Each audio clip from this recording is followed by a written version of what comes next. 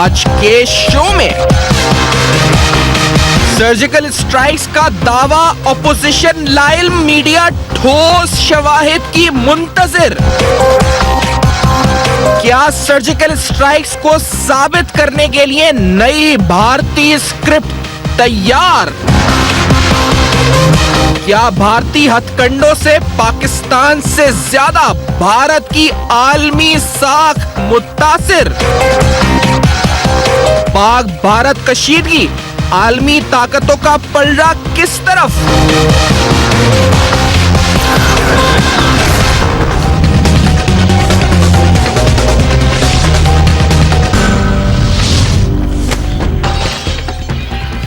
अस्सलाम वालेकुम। पस पर्दा हकाइक सनसनीखेज इंकिशाफात प्रोग्राम बेनकाब में हूं आपके साथ सैफान खान। सियासी माहौल बेइंतहा गर्म इस वक्त, लेकिन पाकिस्तान को जिन खतरात का सामना है, जिस दुश्मन का सामना है, भारत जिसके सामने जो खुलकर सामने आ चुका है, जिसकी तमाम चालें, जो हथकंडे भारत ने पिछले कुछ दिनों में अपनाए और उन हथकंडों के जरिए पाकिस्तान को आइसोलेट करने की भरपूर कोशिश करी हर सतह पर, लेकिन ये यूरी अटैक, उसके बाद की सूरत हाल और अब जो हमने कल सर्जिकल स्ट्राइक्स का नया ड्रामा देखा, इस सर्जिकल स्ट्राइक के ऊपर अगर आप बात करते चले तो सर्जिकल स्ट्राइक्स पर भारत के खुद जो अखबार लिख रहे हैं, जैसे एक न्यूज क्लिपिंग्स अभी दिखाएं तो वहां पर ऑल पार्टीज कॉन्फ्रेंस हुई जहां ऑपोजिशन पार्टीज को तलब किया गया, उन ऑपोजिशन पार्टीज को ब्रीफ किया गया डिफेंस मिनिस्टर, इंटीरियर मिनिस्टर की तरफ से, लेकिन उसमें से 2-3 जगहें बता दी कि हमने यहां जाकर एलओसी पर कार्रवाई करी, पूंछ कुपवारा का जिक्र किया, कुछ और डिटेल शेयर नहीं की गई ऑपोजिशन के साथ भी, ना मीडिया को सबूत अब तक फराहम किए गए इन सर्जिकल स्ट्राइक्स के, ना ऑपोजिशन को कोई सबूत या कोई इस हवाले से फैक्ट्स एंड फिगर्स फराहम किए गए हैं। भारतीय ऑपोजिशन यानी आज ये जो पूरी ब्रीफिंग्स हुई, इन ब्रीफिंग्स के बाद जब बाहर निकले तो उन्होंने मीडिया से टॉक करी। एक opposition leader national conference party के मुस्तफा कमाल साहब इंडिया में, वो इंडिया के इस यूरी अटैक पर क्या कह रहे थे, उन्होंने खुद बेनकाब कर दिया भारतीय सरकार को। Let's hear that first. यहाँ उड़ी का मामला पार वालों का मामला नहीं है। मैं कश्मीर में रहने वाला हूँ। ये सारी गेम इन्होंने नहीं खेली है और उस वक्त खेली जब यूनाइटेड नेशन में एनुअल इजलास हो रहा था, जिसमें पाकिस्तान और हमारे देश की भी शिरकत करनी थी। उसमें बाधा डालने के लिए, उसमें ताकि पाकिस्तान का जो स्टैंड है उसमें बाधा डालने के लिए उन्होंने ये षड्यंत्र किया। अब जब ये बात चली नहीं, उनकी लाशें भी, उनका फोटो भी किसी ने नहीं देखा और कहा कि वो 4 आदमी इतने जल गए उनको दफनाना पड़ा, उनका अता पता भी कहीं नहीं है। अब इतने दिनों के बाद 2 आदमियों का कुछ नाम दे रहे हैं जिनका कहां से आए, आसमान से टपके, कि उन्हीं लोगों ने इनको ये किया था।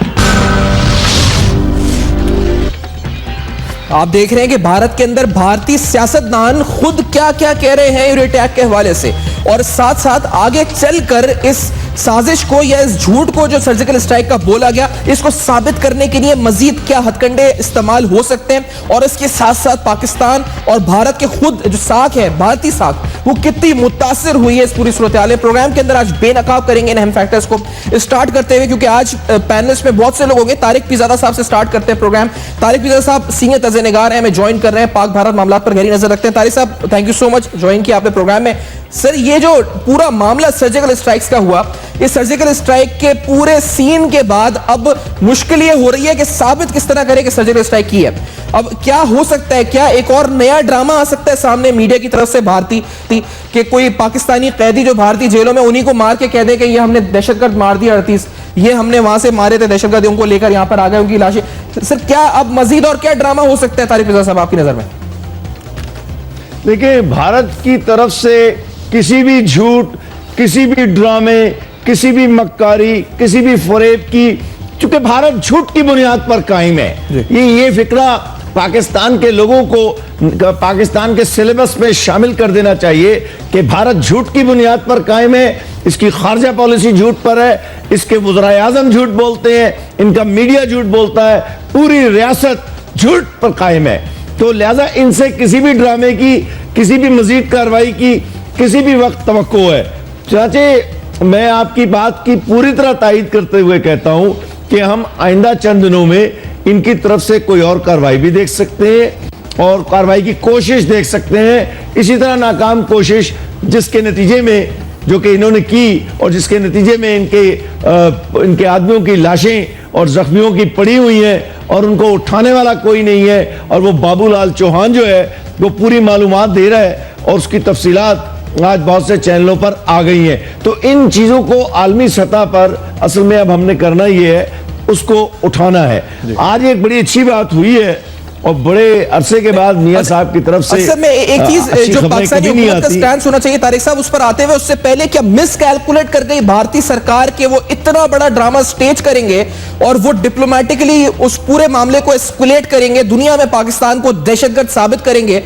क्या वो मिस कैलकुलेट कर गए पूरी सूरत हाल को वहां की सरकार, या क्या हुआ क्या आखिरकार के इतना बड़ा ड्रामा स्टेज हुआ? सबूत अब तक मीडिया मांग रहे हैं, अपोजिशन मांग रही है, कुछ भी नहीं हो सका। तारिक साहब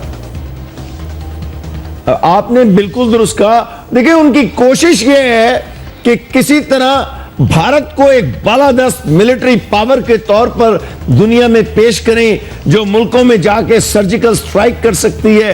आपको याद है बर्मा के किसी इलाके में इन लोगों ने कोई कार्रवाई की थी, एयर कैंपेन एक छोटी सी, वो दिफा से महरूम मुल्क हैं, चुनांचे इनका ख्याल था कि पाकिस्तान में भी शायद को कर लेंगे, लेकिन मुसीबत यह है कि लाशों के ढेर जानवर खा रहे हैं। मुझे अफसोस से कहना पड़ता है, बहुत अफसोस के साथ, क्योंकि वो भी इंसान है जिनकी लाशें छोड़कर भारतीय फौज भाग कर गई है। तो यहां पर सूरत हाल ये है कि भारत ने यकीनन एक अपनी तरफ से मंसूबाबंदी की है, लेकिन जैसा कि जापानीज मैगजीन ने, जिसकी अब टिकर चल रहे हैं, उसने बड़ी वजाहत से कहा कि भारत में सर्जिकल स्ट्राइक जिसे कहते हैं, सर्जिकल स्ट्राइक का मतलब होता है किसी फाइटर प्लेन से हमला करना, किसी लड़ाका जहाज से हमला करना, ड्रोन से हमला करना, या इसी तरह के किसी और हवाई जरिए से कार्रवाई करना, जिसका मतलब दुश्मन को नुकसान पहुंचाना है, बड़े अचानक अंदाज में हमला करके।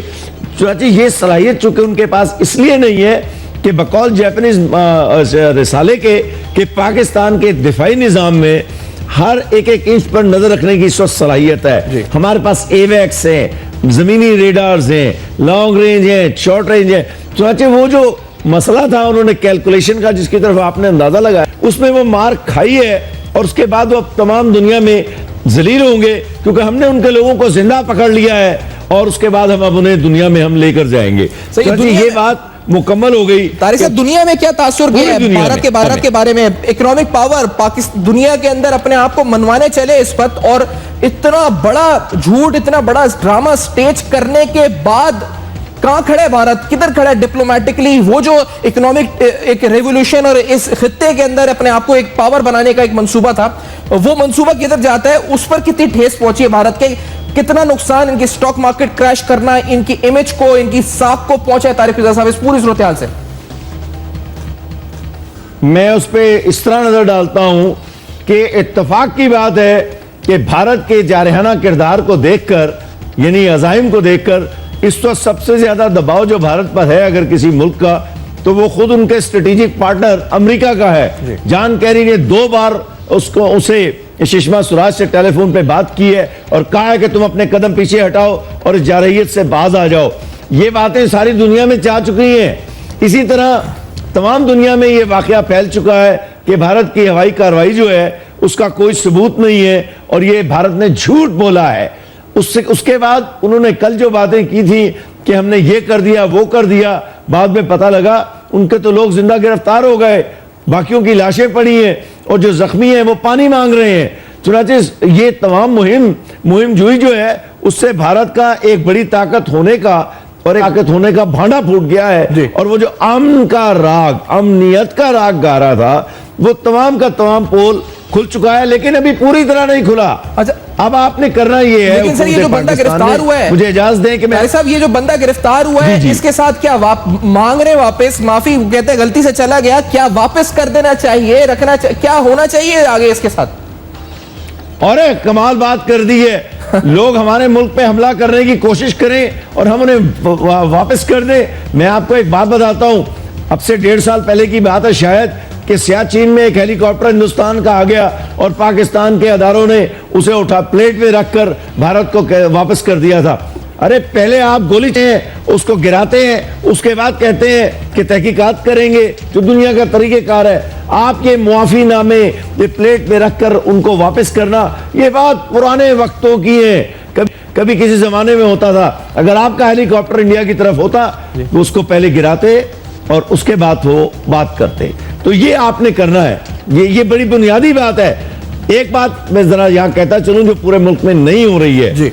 अभी तक तो पाकिस्तानी अफवाज ने भारत के हमले का जवाब दिया है, लेकिन अभी तक जवाबी कार्रवाई नहीं की जिसका हक हमने महफूज रखा हुआ है। चुनांचे आज मैं जो बात कह रहा हूं कि गलती से पहली बार मियां नवाज शरीफ की काबीना के अंदर जो फैसले हुए हैं, उनमें से जो ऐलान हुए हैं, उनमें से एक छोटा सा काम का बयान जरूर बाहर आया है कि पाकिस्तान में सर्जिकल स्ट्राइक करने की अहलियत है, जिसका एक दूसरा मतलब यह है कि अगर हिंदुस्तान ने दोबारा कोई हरकत करने की कोशिश की तो हम भारत के अंदर जाकर बड़ी कार्रवाई करेंगे। तो ये उसका मतलब है। अब मुझे नहीं पता कि मियां साहब की काबीना वाकईतन इस बात को इसी तरह समझती है जिस तरह मैं समझ रहा हूं, लेकिन लफ्जों का मतलब यही है। लेकिन मैं एक बात कहूंगा कि राहिल शरीफ साहब ने जिस जुर्रत, मतानत और तैयारी के साथ मुल्क को तैयार किया हुआ है, मेरा ख्याल है कि मौजूदा हुकूमत को उसकी कदर करनी चाहिए और उसके पीछे जिस कदर भी हो सके अपना ताउन रखना चाहिए। बिल्कुल ठीक है तारिक साहब, मैं ब्रेक की तरफ बढ़ूंगा। तारिक पिजाज़ साहब को आप सुन रहे हैं, उनके साथ साथ हम दिफाई तौर पर भी और यकीनी तौर पर स्ट्रेटेजिक लेवल के ऊपर भी पाकिस्तान भारत के मामलात और उसके साथ भारत की जानिब से रीसेंट जो ये पूरा ड्रामा स्टेज किया गया, स्क्रिप्ट लिखा गया, नाकाम साबित हो चुका है। बिलाखिर नाकाम स्क्रिप्ट को लेकर कितना आगे भारत जा सकता है, ये बेनकाब करेंगे इस प्रोग्राम में। ब्रेक के बाद देखते रहेगा अब तक।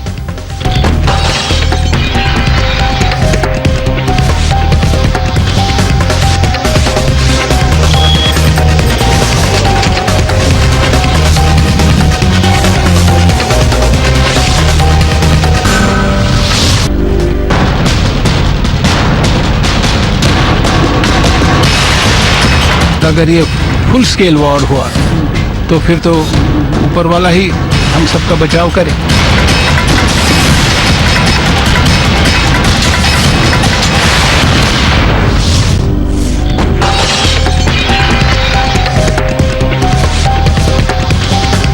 Welcome back. आप देख रहे हैं बेनकाब में बेनकाब कर रहे हैं सर्जिकल स्ट्राइक का वो ड्रामा जो भारत ने रचाया और नताइज हासिल कर सका नहीं कर सका इस पहलू पर, और यकीनी तौर पर क्या अपनी आलमी साख खुद भारत ने उसको नुकसान पहुंचाया इस पूरी सूरत-ए-हाल में।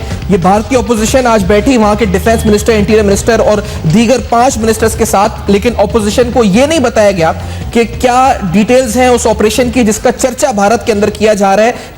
ये न्यूज बाकायदा पब्लिश हुआ, वहां के ऑपोजिशन लीडर्स जो इस वक्त हैं वो बार बार बयान दे रहे हैं कि हमें ये नहीं बताया गया कि अब तक इसकी डिटेल्स क्या है, मीडिया को भी सबूत अभी तक फराहम नहीं किए गए।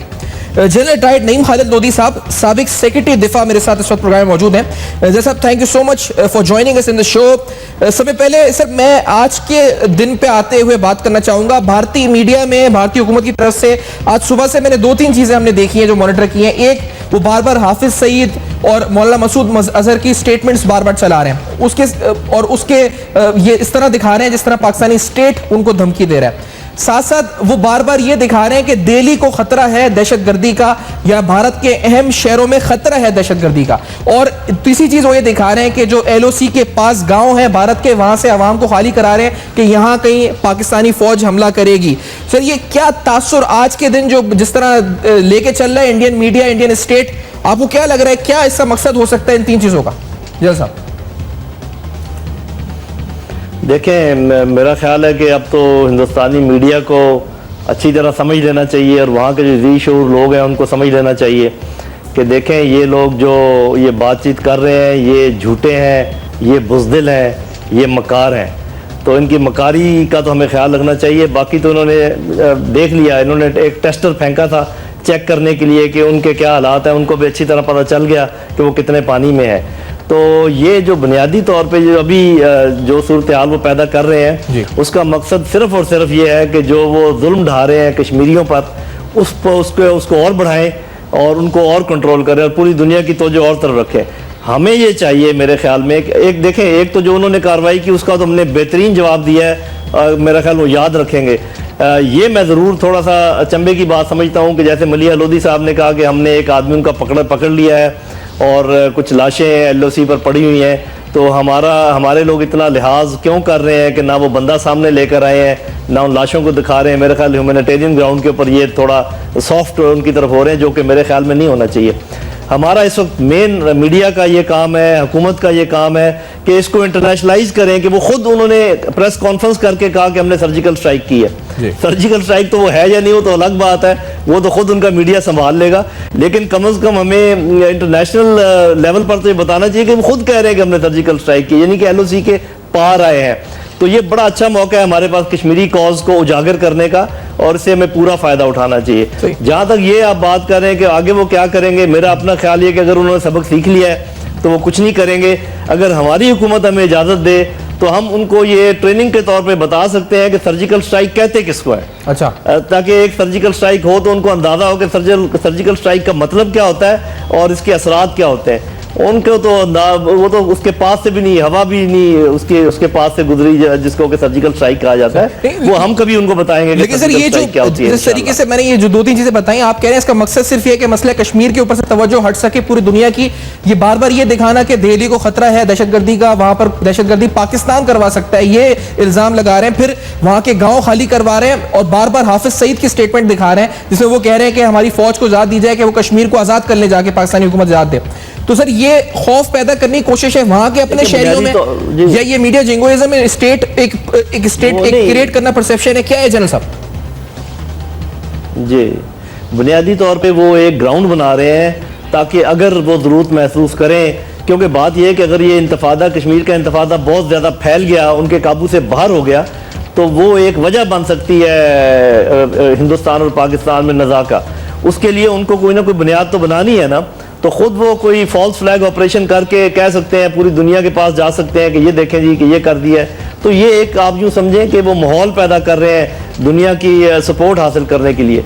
तो यही वो मौका है कि पाकिस्तान को पूरी डिप्लोमेटिक फोर्स जो है इस बात पे इस्तेमाल करनी चाहिए कि उनकी इस चीज़ को बेनकाब करें, जो कि आपके प्रोग्राम का नाम है। तो ये उनके अज़ाइम बेनकाब करना ज़रूरी है कि नंबर 1 हमें ये बताना चाहिए दुनिया को कि देखें 2 न्यूक्लियर ताकतें हैं और एक न्यूक्लियर ताकत कितनी गैर जिम्मेदारी का सबूत दे रही है कि बार बार जंग की बात कर रही है। और दूसरा ये कि जो कश्मीरियों पर जुल्म ढाए जा रहे हैं उसकी तरफ तवज्जो देने की ज़रूरत है। वो बड़े दिनों से वो कर्फ्यू में है, अभी उनको पानी खाने पीने की ज़रूरत है। हमें चाहिए कि दुनिया को कहें कि उनको खाना पहुंचाएं, वरना हम पहुंचाएंगे। अगर उनकी दुनिया ने मदद ना की तो हम ज़रूर उनकी मदद करेंगे। तो ये हमें अपना ग्राउंड बनाना चाहिए, वो अपना ग्राउंड बना रहे हैं जंग के लिए। तो बाकी ये है कि जो 2 फौजें हैं उनका कोई मुवाजना नहीं है। उनके जो है ना साल में 600 से 700 लोग खुदकुशी करते हैं, हजारों लोग भगौड़े होते हैं, 40 से 50 लोग अपने अफसरों को मार देते हैं। इधर फौज है 15 साल से लड़ रही है, अवाम उनके साथ है, बिल्कुल यकजहती है। और जो उन्होंने काम किया पूरी दुनिया में कोई फौज नहीं कर सकी कि अपने इलाके से टेररिज्म का तकरीबन खात्मा कर दें। तो ये अगर कुछ ऐसा काम करेंगे, अब खैर उनको अंदाजा तो हो गया होगा, लेकिन अगर वो वाकई कोई मजीद ये जो आप कह रहे हैं अंदाजा हो गया होगा, बिस्मिल्लाह आए। नहीं साहब एक चीज बताएं कि अगर ये अंदाजा हो गया होगा, लेकिन क्या इस चीज को जो झूठ है इसको सच साबित करने के लिए जिस तरह भी करें, ऐसा हो सकता है, मुमकिन है कि जो पाकिस्तानी कैदी भारतीय जेलों में है या फिर किसी को भी मार के मीडिया कुछ दिनों देर में लाशें दिखाना शुरू कर दे, बोल दे कि ये वो फौजी हैं या ये वो टेररिस्ट हैं जिनको हमने टारगेट किया था, जो हमने जो अटैक्स किए थे मुख्तलिफ लॉन्च पैड्स पे और उधर हमने इन लोगों को मार दिया 38 दहशतगर्दों को। सर ये भी ड्रामा तो स्टेज कर सकते हैं, कोई मसला नहीं है इसके अंदर, पाकिस्तानी कैदी हैं वहां जेलों के अंदर, क्या ये मुमकिन है? ऐसा खतरा भी हो सकता है, ये रिस्क है, अभी भी ये ड्रामा आगे बढ़ेगा, इसकी स्क्रिप्ट आगे पेजेस हैं इसके अंदर। देखिए ये तो बहुत आम सी बात है। आप अच्छी तरह जानते हैं कि जो मुख्तलिफ मुल्कों की पुलिस है, हमारी पुलिस समेत, जब ये कोई छोटा मोटा ड्रामा करना चाहते हैं तो कितने आराम से कर लेते हैं, जजेस को भी पता नहीं चलता, कानून को भी पता नहीं चलता। तो एक स्टेट के लिए ये क्या मुश्किल काम है, वैसे ही दिखा देना कि ये जी देखो हमने उनको यूनिफॉर्म पहना देना, उनको मार देना। तो ये सब कुछ हो सकता है, लेकिन बात यह कि ये सारा ड्रामा या तो अपनी पब्लिक के गुस्से को ठंडा करने के लिए होगा और या कश्मीरियों पर जुल्म करने के लिए होगा। एक चीज़ की इंशाल्लाह मैं आपको अभी यकीन दिलाता हूँ, इस सारे वाक़े के बाद उनकी हिम्मत हमारे ऊपर अटैक करने की नहीं बनेगी, और अगर किया तो फिर ठीक है। मैं तो बार बार कह रहा हूँ कि बातें कम करें, जरा काम ज्यादा करके दिखाएं, ताकि उनको पता चले कि भी फिर सर्जिकल स्ट्राइक क्या होती है और जवाबी कार्रवाई क्या होती है और जंग किस बला का नाम है। सर, ये जो पैरा ट्रूपर्स और इंडिया जो इस पर आज सुबह से अपनी मीडिया में कल से अपने मुल्क को वो जो कर रहे हैं, अपने मुल्क को भी धोखा दे रहे हैं, दुनिया को भी, वो ट्रेनिंग दिखा रहे हैं इंडियन फौज की, वो इंडियन फौजी इक्विपमेंट दिखा रहे हैं, डिफेंस इक्विपमेंट दिखा रहे हैं, मिलिट्री उनकी जो पावर है उसको दिखाने की कोशिश कर रहे हैं दुनिया के सामने। आप क्योंकि रहे इस पर फोर्सेस में भी, समझते हैं बेहतर इन मामलात को, कितनी मजबूत है वहां की फौज। ये जो जिस तरह से इंडिया पोर्ट्रे कर रहा है कि हम बड़े मजबूत हैं, हम कुछ भी कर सकते हैं, ये हकीकी मायनों में है ऐसा या फिर ये सिर्फ ड्रामा है?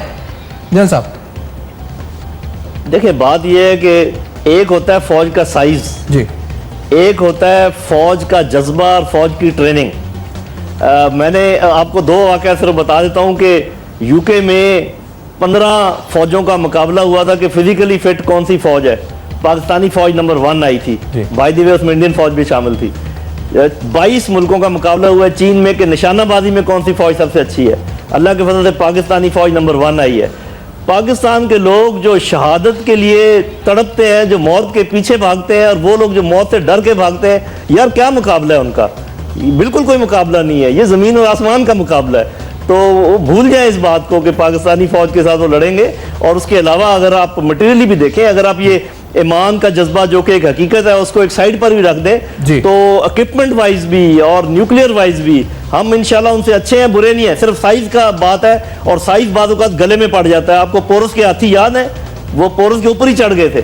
तो ये कोई साइज वाइज की बात नहीं है, बात है ट्रेनिंग की, बात है जज्बे की, और बात है जो ऑलरेडी जंग हम कर रहे हैं उस पे जो हमारे ज़हन और दिल जिस तरीके से तगड़े हो गए हैं। जैसा I to take a break over here, मैं कमर्शियल ब्रेक की तरफ, जैसा I to go on a break, में आपकी बात यहीं से कंटिन्यू इंशाल्लाह करेंगे। आप जो बात कर रहे हैं जज्बे की बात, अज़म की बात, ट्रेनिंग की बात, वो तासुर जो भारतीय मीडिया दे रहा है उसको जाइल करने की बात, बेनकाब करने की बात, उस प्रोपेगेंडा को, झूठे प्रोपेगेंडा को बेनकाब करने की बात। आफ्टर दिस ब्रेक देखते रहिएगा अब तक।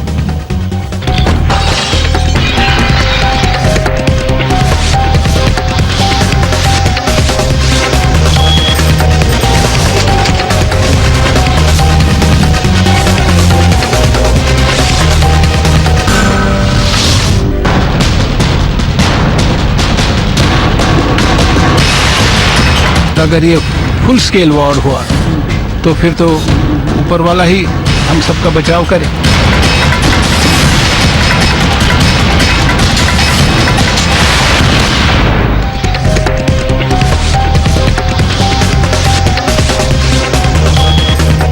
Welcome back. आप देख रहे हैं बेनकाब ड्रामा जो भारत ने रचाया, बेनकाब कर रहे हैं इस पूरे स्क्रिप्ट को, जो शायद वो स्क्रिप्ट जो उनकी मीडिया और उनकी ऑपोजिशन की तरफ से, कुछ हलकों की तरफ से भी तस्लीम नहीं किया गया, मनोवन तस्लीम नहीं किया गया, डिटेल्स अब तक फराम नहीं की गई, सबूत ताहाल फराम नहीं किए गए। आखिरकार सर्जिकल स्ट्राइक किस तरह हुई, कैसे हुई, किधर आए ये बताया गया, किधर गए, लेकिन कोई वीडियो फुटेज नहीं, कोई ऐसा एविडेंस नहीं जो ये साबित कर सके।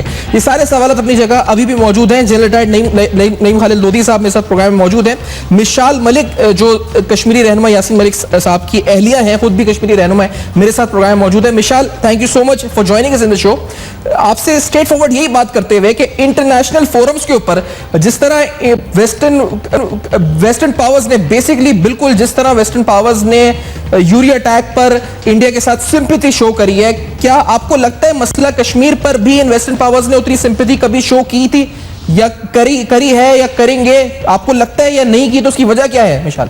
जी देखिए, इन्होंने अपनी तरफ से जो उड़ी अटैक किया, टाइमली एक अटैक हुआ और उसमें इवानाक को प्रूफ मिले, पता चला वहाँ पे वो सोल्जर्स सो रहे थे तो आग लगी थी, तो कोई उसका कोई प्रूफ नहीं निकल सका। मगर जब भी लोगों ने कंडेम किया है अगर इंटरनेशनली, मगर जो इनका एजेंडा था हिंदुस्तान का कि या ये पाकिस्तान पे डाले इसका इल्जाम या कश्मीरियों पे, उसमें वो बुरी तरह वो फेल हुए हैं। जो असल जो हकीकत है, जो असल वहाँ पे एट्रोसिटीज हैं, उनको कैमोफ्लेज करने के लिए ये कभी कुछ स्टंट करें, कभी कोई फिल्मी स्टंट करें, ये तो है माहिर ड्रामे और प्रोपेगेंडा के अंदर। मगर दुनिया भी कोई इतनी पागल नहीं बैठी हुई है, प्रूफ चाहिए होते हैं, एविडेंसेस चाहिए होते हैं। ऐसे आप किसी मुल्क पे इल्जाम तराशी करने से मीडिया के थ्रू आप खुद ही बन जाते हैं जज, खुद ही स्क्रिप्ट राइटर, खुद ही हर चीज, खुद ही विलन को नाम दे देते हैं, खुद ही हीरो बन जाते हैं। और अभी जो इंटरनेशनल फोरम्स पे सिंपैथी मसला कश्मीर पर शो की गई, आपको लगता है क्या उससे ज्यादा यूरी अटैक पे शो की गई, उससे कम की गई वेस्टर्न पावर्स ने? नहीं, मेरा अपना जो एनालिसिस है ऐसा बिल्कुल भी नहीं है। ये हिंदुस्तान का अपना प्रोपेगेंडा चल रहा है उनके चैनल्स पे कि पाकिस्तान या कश्मीर के कोई टेकर्स नहीं है। OIC क्या कोई ऐसी विदाउट एनी कोई मुल्क उसमें बैठे हुए इतने ज्यादा जो कि उसने स्ट्रांगली कंडेम किया है कि आप अंधा कर सकते हैं, उनको ब्लाइंड कर सकते हैं, मगर उनका राइट टू सेल्फ डिटर्मिनेशन नहीं खत्म कर सकते।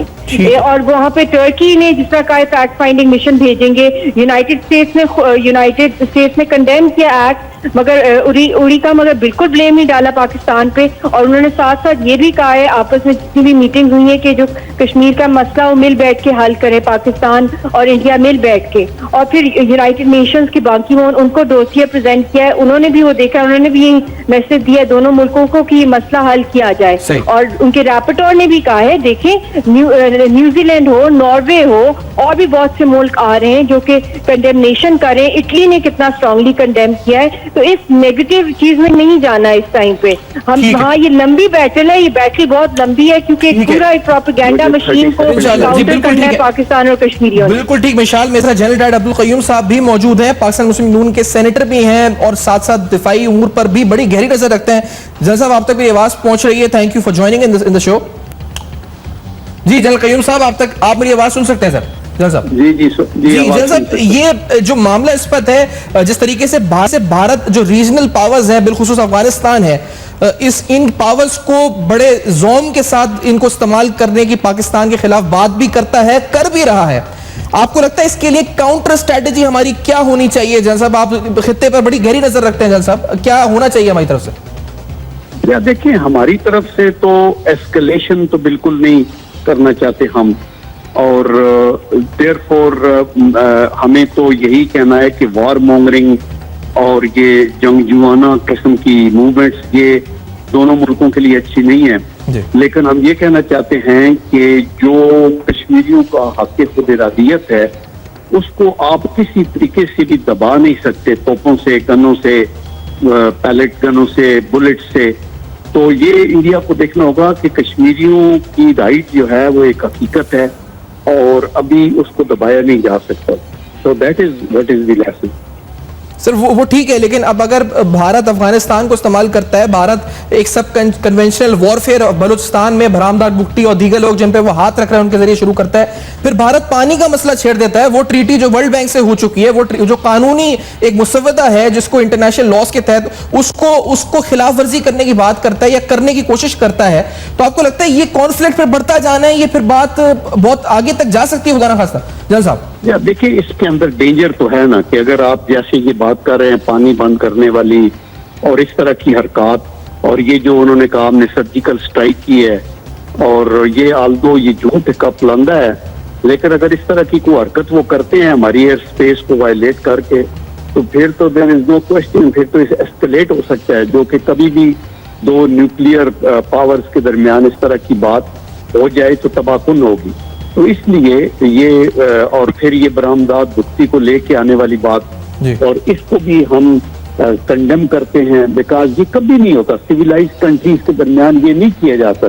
इनकी अपनी तकरीबन 2 दर्जन से ज्यादा मूवमेंट है, नक्सलाइट की है, माओइस्ट की है, खालिस्तान की है, तामिल की है, आसामियों, और बहुत कुछ है जो एक मुल्कों के अंदर हो रहा है। तो हम ये कहते हैं कि इंडिया को अपने मसाइल को हल करना है, लेकिन कश्मीरियों का जो मसला है उसके ऊपर कमिटमेंट है, ना सिर्फ इंडिया की बल्कि पूरी दुनिया की। तो दैट उनको ऑनर हर हालत में करनी पड़ेगी। और अभी इस 21वीं सदी में आके इंडिया को ये सीखना होगा कि अगर 70 साल कश्मीरियों के हकूक को नहीं दबाया जा सकता तो इंडिया आज भी वो नहीं दबा सकता। आप देखिए कि शॉर्ट नोटिस के ऊपर बुरहान वानी के जनाजे पे 2 लाख बंदा इकट्ठा हुआ। क्या ये 2 लाख बंदे किसी के कहने पे इकट्ठे हो सकते हैं? ये तो वो जज्बात है ना जिनका उनको एहसास करना है, और अगर नहीं करेगा तो इंडिया खुद आइसोलेट हो जाएगा। ठीक है sir, thank you so much. General Naeem Khalid Lodhi साहब, आपकी तरफ आते हुए, और बेसिकली क्योंकि आप खुद सेक्रेटरी थे, जो डीजीएमओ की ब्रीफिंग आपने देखी भारत की तरफ से, रम साहब इनकी जो ब्रीफिंग थी, इस ब्रीफिंग के ऊपर वहां की मीडिया जब सवाल पूछने लगी तो वो सवालात को उन्होंने एंटरटेन नहीं किया, कोई सबूत उन्होंने फराहम नहीं किया, जिसको बार बार हम तस्करा भी कर रहे हैं। क्या डीजीएमओ ऐसी ब्रीफिंग करते हैं कन्वेंशनली? क्या एसओपीज में होता है? और अगर होता है, और जिस तरह पाकिस्तान में कुलभूषण यादव पे ब्रीफिंग हुई तो बाकायदा वीडियो एविडेंस फराहम किया गया था, क्या ऐसी प्रैक्टिस, ऐसे डॉक्ट्राइन, मिलिट्री डॉक्ट्राइन क्या कहता है कि डीजीएमओ प्रेस ब्रीफिंग ऐसे करता है? और करता है तो बिना सबूतों के ऐसी होती है प्रेस ब्रीफिंग? बेसिकली मेरा ख्याल है कि अंडर पब्लिक प्रेशर और हुकूमत के प्रेशर में उनको ये ब्रीफिंग करनी पड़ी है। और दूसरी बात यह है कि आज का ज़माना ऐसा है, टेक्नोलॉजिकली इतना एडवांस है कि आप झूठ बोल नहीं सकते। अगर झूठ बोलेंगे तो वो फ़ौरन सामने आ जाएगा। तो ये है जो हुआ है। उस बात को आगे बढ़ाते हुए, जैसे जनरल साहब कह रहे थे, ये तो बात मैं मानता हूँ कि हमें डिप्लोमेटिक असॉल्ट की ज़रूरत है। मैं समझता हूँ कि इस वक्त चूंकि थोड़ा सा ईरान ने हमारी तरफ झुकाव शो किया, हमें फौरी तौर पे वहाँ पर दोस्ती का बहुत बड़ा हाथ बढ़ाना चाहिए, एक वफ्द भेजना चाहिए। हमें चीन को कहना चाहिए कि हमारे साथ ओपन दफाई मुआहदा करे। हमारे साथ तुर्की खड़ा हुआ है और हमें ये दुनिया को बताना चाहिए कि हम, जब वो हमें दहशतगर्द मुल्क कहते हैं, हम उनको कहते हैं, तो हम तो कह रहे हैं कि कोई तीसरा फरीक आगे चेक कर ले कि कौन है, या के इन्वेस्टिगेट कर ले कि कौन है। एक बात मैं और ऐड करना चाहूँगा कि जो हिंदुस्तान की साइकी है, इसमें ये पैसिमिज्म और डिफेंसिव एटीट्यूड काम नहीं करेगा कि जी हम देखेंगे बाद में कि सिखों का क्या करना। भाई वो आपके अंदर घुसे हुए हैं, आपके पास सारे सबूत मौजूद हैं कि आपके साथ उन्होंने क्या किया, यहाँ तक कि आपकी पॉलिटिकल पार्टीज तक में वो आ गए हैं। तो आप किस चीज़ का इंतजार कर रहे हैं? आप एक्सप्लॉइट कीजिए, आप उनके सिखों के साथ हाथ मिलाइए, आप उनके दालित के साथ हाथ मिलाइए, उनको कहें तुम्हारी ऐसी की तैसी, तुम अगर तुम हमारे एक शहर में करोगे, हम तुम्हारे 10 शहरों में आग लगा देंगे। तो ये उनकी साइकी ऐसी है कि अगर आप डिफेंसिव रहे तो वो आपके ऊपर चढ़ाई करते हैं, अगर आप उनके साथ सही तगड़ी बात करें तो वो फिर आपके साथ बात करेंगे, और आप देखेंगे इंशाल्लाह करेंगे। तो मैं ये हुकूमत से दरखास्त करूंगा कि ऐसी पॉलिसी अपनाएं जिसमें डिफेंसिव एटीट्यूड ना हो, ऑफेंसिव होना चाहिए, ना सिर्फ डिप्लोमेटिक लेवल पर, बल्कि जो कुछ वो हमारे साथ कर रहे हैं, जो सबूत है, उससे ज्यादा हमें उनके साथ करना चाहिए। बहुत शुक्रिया साहब, नईम खालिद लोधी साहब ने प्रोग्राम में ज्वाइन किया और अपना पॉइंट ऑफ व्यू इस हवाले से पेश किया। यकीनी तौर पर बहुत सारे सवाल उठ रहे हैं, बहुत सारी बातें हो रही हैं, कोई जवाब अब तक नहीं, कोई सबूत नहीं। जिस तरह बार बार कहा गया, कोई एक जो डॉट एविडेंस अब तक नहीं। ऑपोजिशन को ब्रीफिंग होती है भारत के अंदर, ऑल पार्टीज कॉन्फ्रेंस होती है, उसके बाद ब्रीफिंग होती है, ब्रीफिंग के अंदर मिनिस्टर्स आके ऑपोजिशन को बताते हैं, लेकिन वहां पर भी कोई सबूत, कोई ऑपरेशन की डिटेल्स नहीं बताई जाती। ये बताया जाता है कि सोल्जर्स वापस आएंगे एलओसी से जो ऑपरेशन करने गए तो डिटेल्स पता चल सकेगी। ये किस तरह का ऑपरेशन था, इस पर पूरी दुनिया में सवाल भारत पे उठ रहे हैं और भारत का चेहरा बेनकाब हो चुका है। फीडबैक लिखिएगा फेसबुक पर, ईमेल्स पर और ट्विटर पर। देखते रहेगा अब तक, अपना बहुत ख्याल रखिए।